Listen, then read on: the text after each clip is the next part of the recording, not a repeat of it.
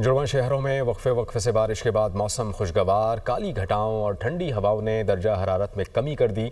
मजीद बता रही हैं हरीम जदून।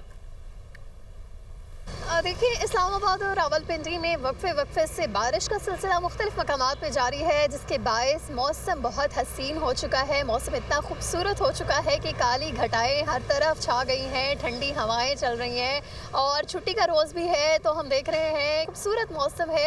इससे बहुत लोग जो हैं वो लुत्फ़अंदोज़ हो रहे हैं। इसके अलावा NDMA और महकमा मौसमियात की जानिब से कुछ एडवाइजरीज़ भी जारी की गई हैं। सियाहती मकामात जो हैं उन पर भी पाबंदी लगा दी है। इसके अलावा जो पानी के करीब एरियाज़ हैं, ख़ास तौर पे जो डैम्स के करीब एरियाज़ हैं, उन पे जाने से भी पाबंदी लगा दी गई है। और इस वास्ता के एहलकार और तमाम तर इंतज़ामिया जो है इस हवाले से हमें सरगर्म दिखाई दे रहे हैं।